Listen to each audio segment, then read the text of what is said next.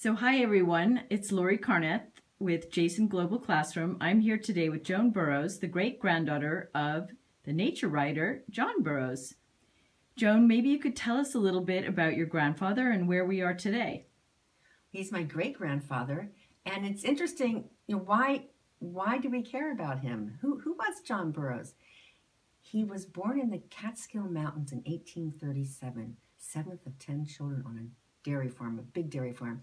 And he had very limited education there. He went off and taught school for a term to raise enough money to go to what we call today a college preparatory school. And he taught for 9 years in the Catskill and Ulster County, the county in which we are in now, and for 9 years. And then he went to Washington, D.C. This is the height of the Civil War in 1865. He met Walt Whitman, and they became lifelong intellectual comrades and helped each other in intellectual ways with their work. Whitman advised John to write what he knows, write what you feel.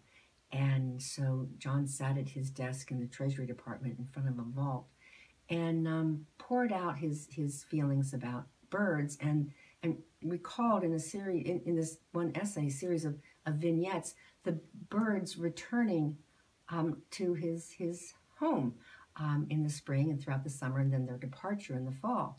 And that essay, published in 1865, really is the first modern nature essay, which sounds weird, but what makes John Burroughs' writing different from Thoreau and Emerson, who also wrote about nature in essay form, is that theirs were heavily philosophical and his were and they were third person predominantly, and his were first person. He took you into the woods to look at that phoebe's nest. So lots of readers throughout the country became friends with him through his writing.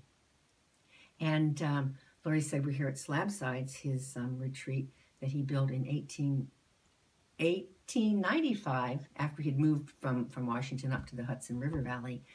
He built it as a place to write and curiously entertain.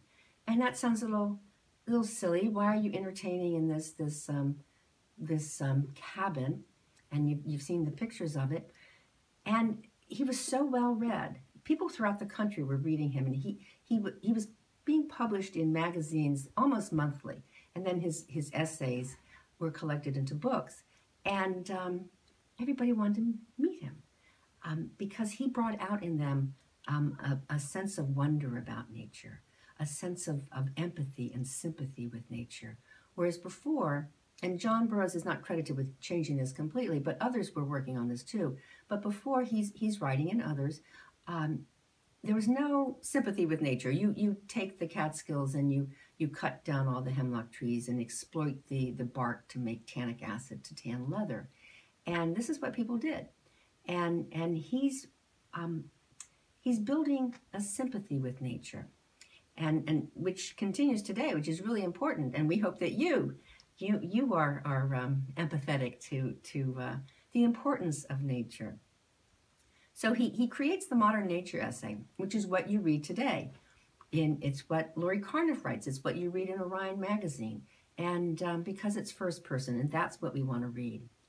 And his essays were also, beginning in 1895, were used in reading primers, which is an odd way of saying a book that teaches you how to read. And Mary Burt, a school teacher, put together this book, Little Nature Studies for Little People, from John Burroughs.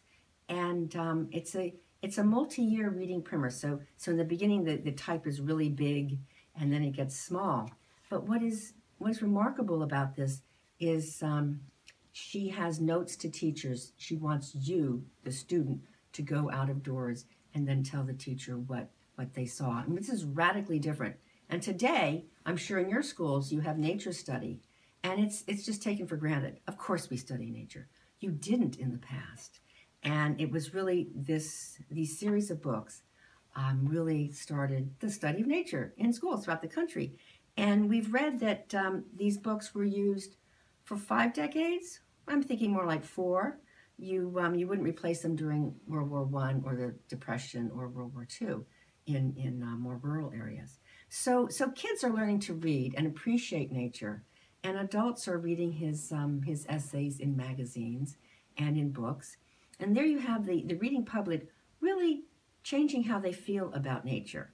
And so that when conservationists, this was really the time of really emerging concern about setting aside land. Theodore Roosevelt, as you probably know, set aside great acres, millions of acres of land for the public, and not allowing sheep herders to graze on the hills of Yosemite Valley that would create a lot of erosion and be detrimental to water sources.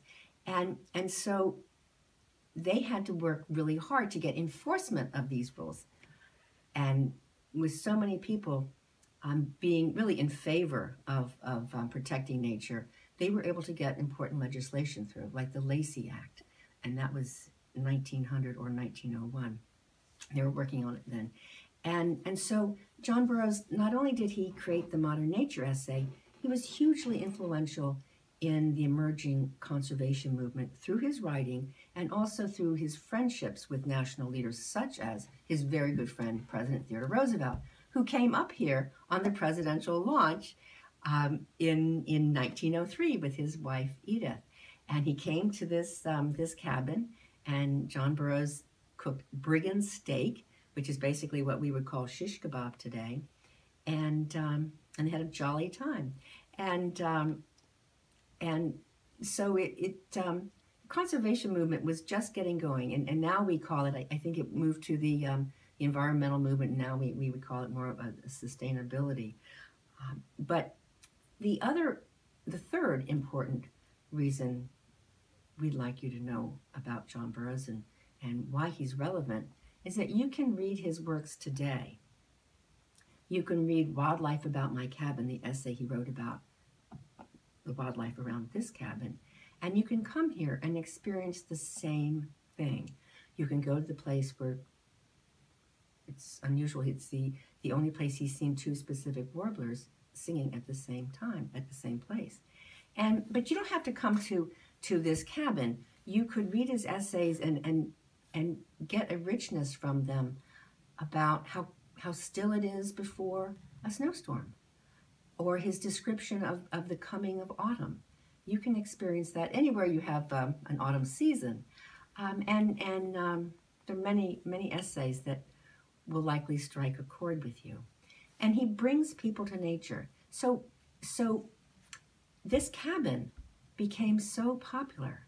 His guest books, people often sign guest books that show they've been there and leave a little note. In the 25 years that this cabin was active, he was entertaining, he has nearly 7,000 signatures in his guest books. So that comes to like 200 people a year. And that's only the people that made it inside. But everybody wanted to come and talk with him about what they had seen in nature and meet this man who became a personal friend through his writing. And he was a friendly guy. He got so much mail, they made him the postmaster of this little tiny hamlet. But nature is really important for us to study today, and even more important every day as we see development and changes in climate. Burroughs was not a fist pounder. He left that to Theodore Roosevelt and his good friend John Muir, who was one of his overnight guests here.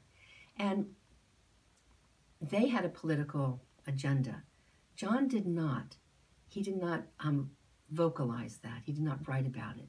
And he worked his charm very subtly. And we think that he was all the more effective because people knew they could trust him. He was not trying to make a political point.